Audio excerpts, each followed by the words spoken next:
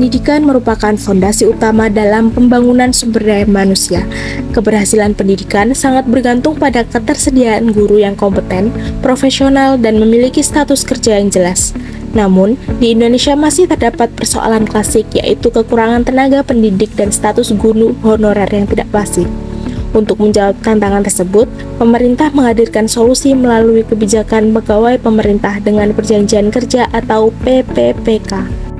Kebijakan ini diatur dalam Peraturan Pemerintah Nomor 49 Tahun 2018 tentang manajemen pegawai pemerintah dengan perjanjian kerja.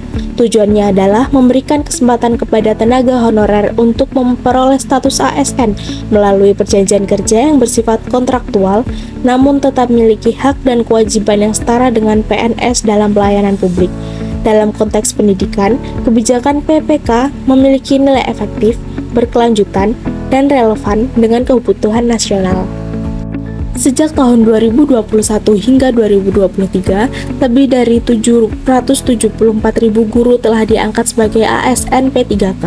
Pemerintah menargetkan hingga tahun 2025 akan mencapai 1 juta guru P3K. Kebijakan ini bukan sekedar langkah jangka pendek, melainkan strategi jangka panjang untuk menjamin keberlanjutan tenaga pengajar di seluruh Indonesia.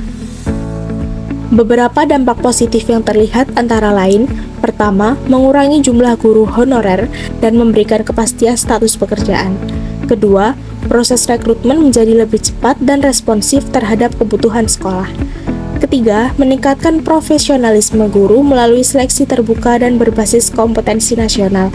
Dan yang keempat, kebijakan ini menjadi instrumen peningkatan kualitas pendidikan nasional.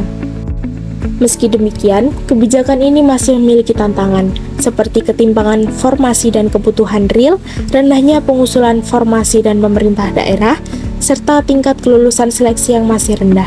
Selain itu, status kontraktual P3K juga masih menjadi perdebatan.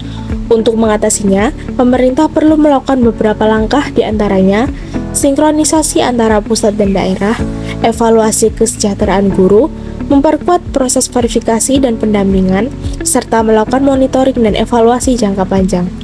Tak kalah penting, perluasan program afirmasi juga harus tetap dilakukan agar pemerataan guru di daerah 3T dapat terwujud. Dengan capaian ratusan ribu guru yang telah diangkat, pembukaan formasi besar tiap tahun, dan langkah nyata menuju target 1 juta guru ASN, kebijakan P3K terbukti efektif, berkelanjutan, dan strategis. Dampak utamanya adalah menjawab persoalan kekurangan tenaga pendidik sekaligus memperkuat fondasi sistem pendidikan nasional. Namun, tentu saja perbaikan masih dibutuhkan, terutama dalam hal koordinasi antar pihak, meningkatkan kesejahteraan guru, serta transparansi proses dan evaluasi pembelajaran. Akhir kata, semoga kebijakan P3K terus menjadi inovasi berkelanjutan yang membawa perubahan positif bagi dunia pendidikan di Indonesia.